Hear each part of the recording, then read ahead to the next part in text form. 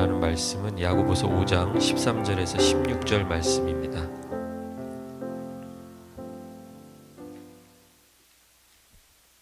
야고보서 5장 13절에서 16절 말씀 우리 찾으셨으면 한 목소리로 같이 읽겠습니다. 너희 중에 고난당하는 자가 있느냐? 그는 기도할 것이요 즐거워하는 자가 있느냐? 그는 찬송할지니라. 너희 중에 병든 자가 있느냐? 그는 교회의 장로들을 청할 것이요 그들은 주의 이름으로 기름을 바르며 그를 위하여 기도할지니라.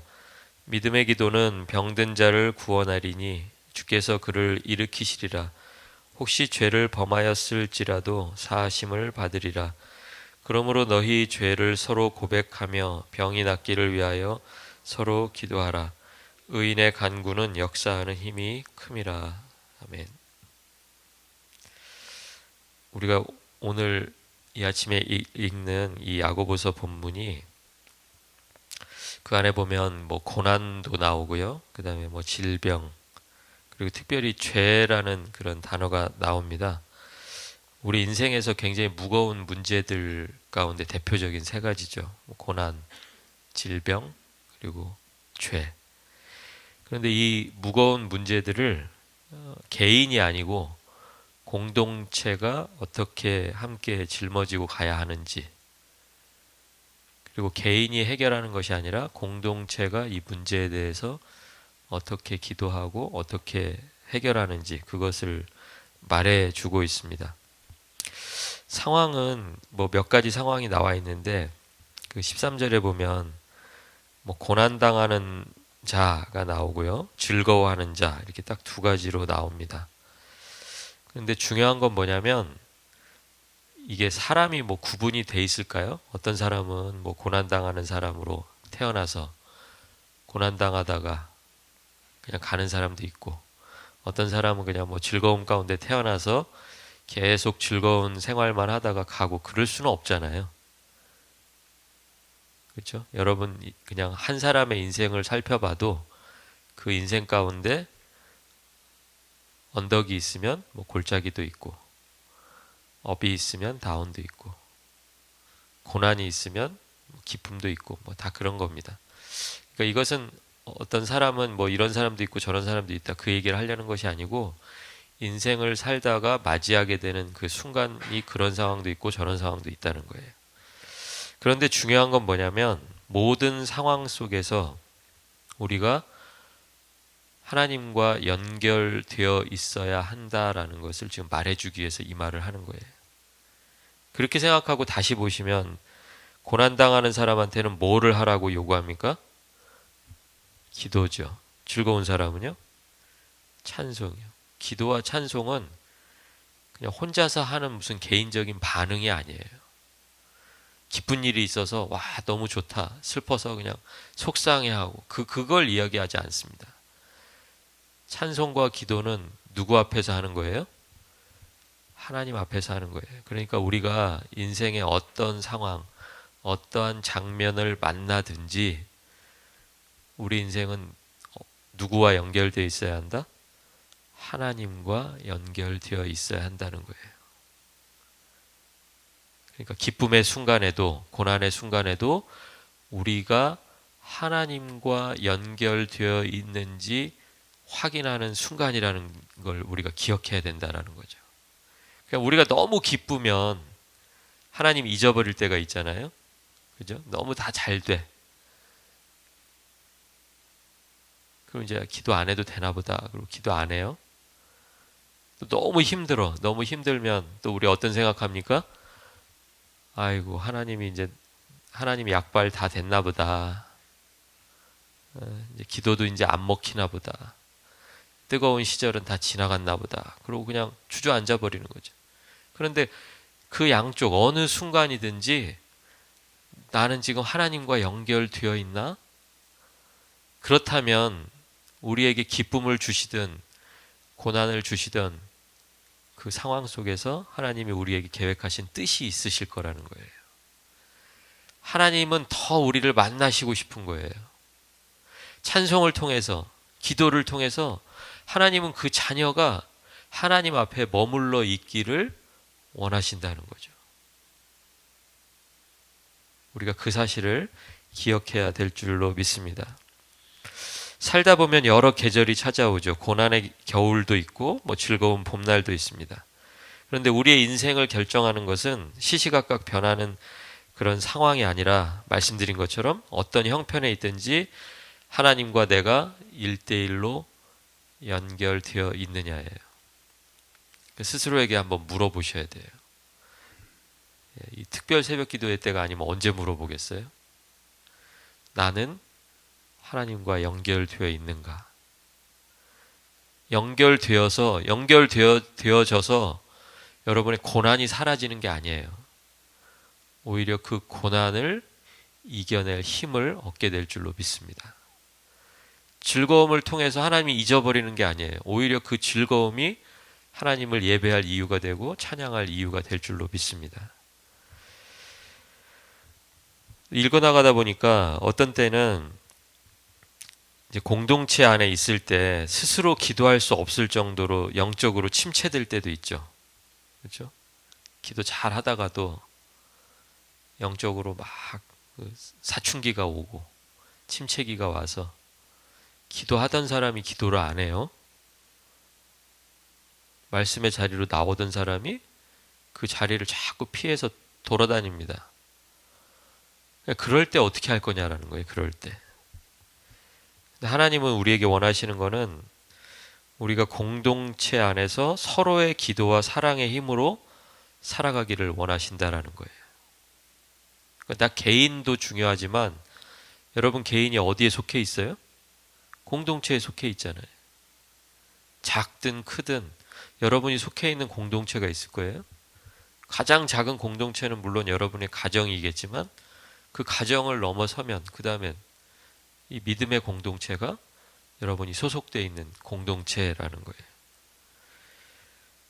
영적으로 침체될 뿐만 아니라 깊은 병에 있을 때, 오늘 본문처럼 깊은 병과 고통에 신음할 때 그때 우리에게 필요한 게 뭐냐면 공동체의 기도라는 거예요. 공동체의 기도. 오늘 병든 자가 있다면 그 병든 자가 너희 중에 병든 자가 있으면 어떻게 하라 그럽니까? 교회의 장로들을 청하라고 합니다. 교회 장로들에게 특별히 병 고치는 은사가 있어서 그럴까요?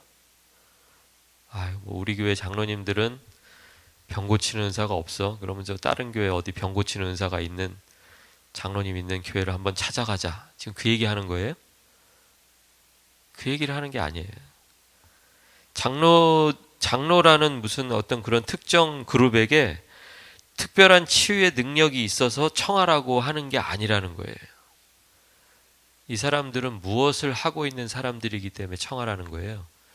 기도하는 사람들이기 때문에 청하라는 거예요. 기도를 아는 사람. 그럼 아까 다시 위로 올라가서 13절에 보면 어떤 사람이 기도하라 그랬어요? 어떤 사람? 고난당하는 사람이 기도하라 그랬잖아요. 그러니까 이 청함을 받고 온 장로들은 살면서 고난을 당해본 사람이겠어요? 안 당해본 사람이겠어요?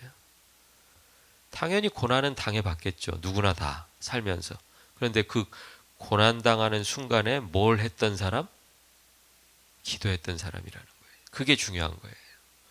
고난 당할 때 그냥 아이고 내가 무슨 전생에 죄가 많아서 뭐가 잘 안 돌아가면 그냥 내 죄가 많아서 그렇다. 내 죄가. 우리 할머니 어머니들이 옛날에 그런 얘기 많이 했잖아요. 그러던 사람들이 청해에서 기도하러 오는 게 아니고요. 어떤 사람이 그 고난의 순간에 기도하고 즐거운 순간에 하나님 앞에 찬양했던 그 사람들을 청해서 그 사람들의 삶의 태도를 함께 나누는 그 자리가 필요하다라는 거예요. 그래서 그 장로들을 부른 거예요. 믿음이 좋은 사람이라 그래서 고난이 좀 덜 오고 그런 게 아니에요. 고난은 똑같이 올 거예요. 어쩌면 내가 느끼는 고난은 사실은 내 고난이 제일 크잖아요. 그죠? 그러니까 인생을 살면서 똑같이 살아온 다음에 누가 제일 힘들었나 물어보면 다 누가 힘들었대요? 다 내가 힘들었대. 나는 편하고 저 사람이 제일 힘들었을 거야. 이렇게 얘기하시는 분을 아직까지 한 번도 만나본 적이 없어요. 다 인생에서 자기 인생이 제일 파란만장하고 내 인생이 제일 고난이 많고, 근데 중요한 건 누가 고난을 더 많이 겪었느냐, 그게 중요한 게 아니라 누가 고난의 순간에 기도하면서 하나님과의 관계를 계속해서 이어가고 나가 있나, 그게 중요하다는 거예요. 그래서 그 사람이 지금 청함을 받고 그 자리에 와서, 그럼 자기도 할 수 있는 게 뭐예요? 자기가 지금까지 뭐 하면서 그 시간을 버텼어요? 기도하면서 버텼잖아요. 그러니까 지금 자기 힘으로 기도할 수 없는 사람, 자기 힘으로 일어서지 못해서 공동체에 나올 수 없는 사람에게 청함을 받았다면 그 사람은 어떤 마음이겠어요? 이 사람의 문제가 남의 문제 같지 않은 거예요. 나도 겪어왔던 그 수많은 고난 가운데 하나를 이 사람도 또 겪고 있구나. 이 사람은 어쩌면 너무 심각한 고난 가운데서 지금 일어서지도 못하는구나. 마음의 긍휼함이 하나님의 눈으로 그 사람을 보게 되는 거죠. 그래서 또 뭐 할 수밖에 없어요? 이 사람은 할 줄 아는 게 뭐밖에 없어요. 고난당할 때 기도해본 그 기억밖에 없는 거예요. 그런데 하나님이 바로 그 기억을 통해서 역사하시겠다라고 오늘 말씀하신다는 거예요. 그러니까 우리가 고난당하는 사람한테 뭐 다른 거 해주려고 하지 마세요. 뭐 말로 뭘 위로하고 뭐 잘 될 거야, 뭐 힘내, 화이팅, 이게 중요한 게 아니에요. 그냥 여러분이 고난 당할 때 하셨던 그 일, 그게 뭐예요? 기도. 그 사람의 문제를 내 문제로 끌어안고, 우리가 지난 주일에 나누었던 것처럼 그 사마리아인, 지지난주인가요? 예, 강도 만난 그 사람을 어떻게 했어요? 사마리아인은 지나치지를 못하잖아요. 다른 사람의 고난 앞에서 지나치지를 못해요. 왜? 이게 나도 겪었던, 바로 지난번에 내가 겪었던 그 문제라고 생각이 들어서 그 자리를 떠날 수가 없는 거예요. 믿음의 공동체는 그 기도가 버텨내는, 그 기도의 힘으로 견뎌내는 공동체인 것을 기억하시기 바랍니다. 그래서 그 장로들이 청함을 받고 병든 자에게 기름을 붓고 기도할 때 이 사람들에게 능력이 있어서가 아니라 하나님이 그 기도를 통해서 구원하시겠다라고 말씀하시는 거예요. 여러분, 병든 자에게는 병의 치유를 구원이라고 말합니다. 고난으로 쓰러진 사람에게는 넘어진 자리에서 일어나는 것이, 그게 구원이고요. 또 한 가지 문제는 뭐예요? 죄의 문제죠. 죄인에게는 뭐가 구원이에요? 죄의 용서를 통해서 나의 인격이 회복되는 것, 그게 구원인 거예요. 하나님이 그 일을 행하시겠다는 거예요. 그러니까 병에서 고침 받는 것, 그것만 구원이 아니라는 거예요. 우리는 그것만 구원이라고 생각해서 병 낫기를 구했다가 병이 낫지 않으면 하나님이 나 기도 응답하지 않으셨나 보다, 그냥 그렇게 생각하거든요. 근데 그게 아니라는 거예요. 하나님의 구원은, 하나님이 나타내시려는 구원은 꼭 그렇게만 나타나는 게 아니라 때로는 그 사람이 고난 가운데에서 다시 일어나는 용기를 얻는 게, 그게 구원이고요. 죄인에게서 죄를 회개했을 때 죄를 용서받고 인격이 회복되는 그 일이 바로 구원이라는 거예요.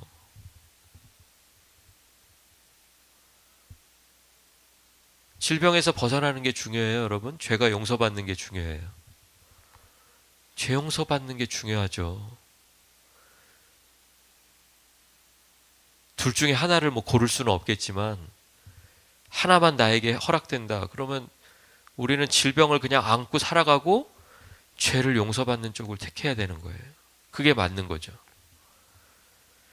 믿음의 공동체는 하나님의 구원을 날마다 경험하는, 또 경험해야 하는 공동체인 것을 기억하시기 바랍니다. 오늘 하나님께서 말씀을 통해서 하나님의 구원하심을 경험하기 위해서 공동체에게 두 가지를 행해야 된다라고 말씀하세요. 첫 번째는 뭐냐면 서로에게 죄를 고백하는 일이에요. 우리가 서로에게 정직해질 때 숨겨진 상처가 드러나지만 하나님께서 그 상처를 치유해 주실 줄로 믿습니다. 그러니까 서로가 고백하라니까, 우리 서로 고백하라면 또 제일 먼저 하는 게 뭐예요? 제일 먼저 너 먼저 고백해봐. 고백 안 하면 나 절대 얘기 안 할 거야. 딱 이 자세잖아요. 그죠? 말은 안 해도. 서로 죄를 고백하라고 할 때 먼저 고백해야 될 죄는 누구의 죄일까요? 누구의 죄일까요? 나의 죄예요. 상대방이 고백하고 말고는 그 사람이 결정하는 거예요. 그냥 나의 연약함이 있으면, 나의 부족함이 있으면 그냥 나의 연약함과 부족함을 고백하는 것으로 시작하는 거예요. 상대방이 뭐 부족하고 연약함을 고백하든 안 하든 그게 우리의 고백의 조건이 될 수가 없다는 거예요. 두 번째는 뭐냐면 서로를 위해서 기도하는 거예요. 서로의 문제를. 여기서도 또 서로의 문제라니까 누구의 문제를 먼저 기도하면 좋을까요? 누구의 문제? 내 문제? 그래서 우리가 기도가 안 되는 거예요. 거꾸로 하니까. 죄를 고백할 때는 누구의 죄를 먼저 고백해요? 여러분 그냥 다 잊어먹고 오늘 이것만 하나 기억하고 가시자고요. 죄는 누구의 죄를 먼저 고백해? 내 죄를 먼저 고백하고. 기도는 누구의 기도를 먼저 기도한다?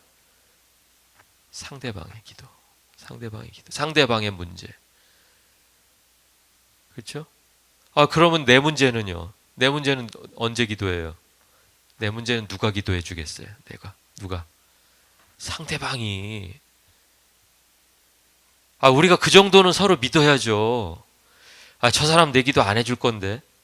그럼 나만 저 사람 기도 매달렸다가 그냥 끝나는 거 아니야?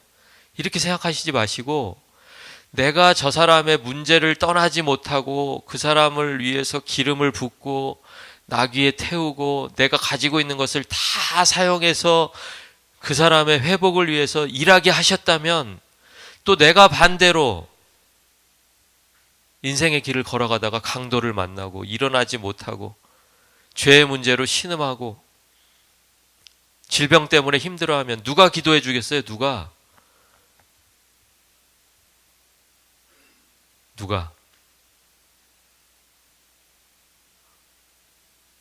기도해 줄 사람 없어요? 공동체에 누군가가 기도해 주겠죠. 그게 우리 공동체 아닌가요? 저한테 문제 생기면 여러분이 기도해 주신다는 믿음이 저한테 있는 거잖아요. 반대로 여러분이 문제가 생기면 제가 여러분을 위해서 기도할 거라는 믿음이 있는 거잖아요. 만약에 그 믿음이 없다면 우리는 아직 공동체가 아닌 거예요. 그냥 어떻게 하다 보니까 같은 시간에 같은 장소에 그렇게 모여 있을 수는 있는지 모르겠지만 하나님이 원하시는 것은 그 관계라는 거예요.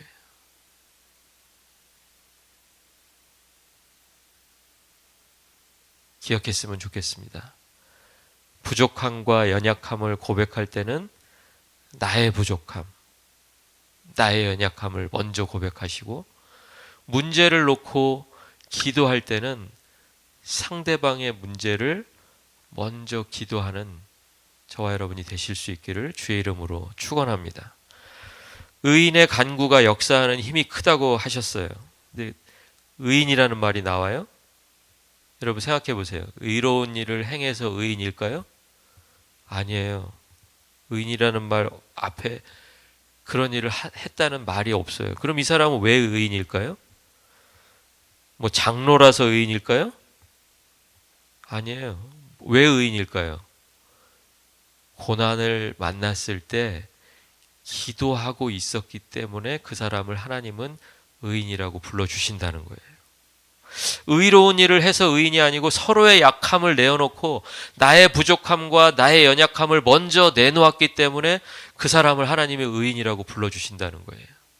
나의 문제가 아니라 상대방의 문제를 먼저 하나님 앞에 놓고 기도하면서 그 사람의 문제 해결이 되도록 내가 가진 시간, 내가 가진 물질을 기꺼이 사용했기 때문에 그 사람을 사마리아인으로 부르지 않고 그 사람을 뭐라고 불러요? 선한 사마리아인이라고 불렀듯이 그런 사람을, 그런 공동체를 하나님은 의로운 사람들, 의인이라고 불러주신다는 거예요. 이제 우리가 해야 될 일이 너무나 분명해졌습니다. 자신의 약함을 정직하게 드러내시기 바랍니다. 하나님의 구원 역사를 믿고 서로를 위해서 기도해 주시기 바랍니다. 우리가 그렇게 살아갈 때 하나님은 저와 여러분의 기도에 응답하실 것입니다. 특별 새벽 기도회를 마치면서 우리 안에 이렇게 한번 질문해 봤으면 좋겠습니다. 나는 스스로가 죄인인 것을 정직하게 하나님 앞에 고백하고 있는가? 그리고 나는 오늘 공동체 안에 있는 지체의 연약함을 내 일처럼 생각하면서 그 자리에 머물러서 기도하고 있는가? 우리가 정직한 고백과 간절한 기도를 드리고 있다면 하나님께서 그곳이 어느 곳이든지 오늘도 강력하게 역사하실 줄로 믿습니다. 하나님은 치유하시고 일으키시고 그리고 용서하시는 하나님이십니다. 우리가 그 구원의 하나님을 삶 속에서 풍성히 경험하실 수 있기를 예수 그리스도의 이름으로 축원합니다. 기도 제목 오늘은 세 가지를 드리겠습니다. 첫 번째는 허물과 죄의 고백을 통해서 어둠이 떠나가고 치유의 빛이 우리 가운데 임하게 해달라고 기도해 주시고요. 그리고 두 번째 기도 제목은 고난받고 병든 지체를 향해서 우리가 긍휼한 마음을 갖게 해달라고 우리에게 기도해 주시고, 그리고 마지막으로 우리의 공동체가 역사하는 힘이 큰 공동체, 그리고 기도의 공동체가 되게 해달라고 기도해 주시고요. 여러분 기도 노트 가지고 오셨나요? 예, 일주일 동안 기도 노트에 적으신 기도 제목들, 그리고 또 오늘 드리는 공동으로 드리는 기도 제목 기도하시고, 여러분이 가지고 나오신 개인의 기도의 제목들 자유롭게 기도하시고 친교실에서 친교하시겠습니다. 기도하겠습니다. 하나님 아버지, 우리가 하나님 앞에서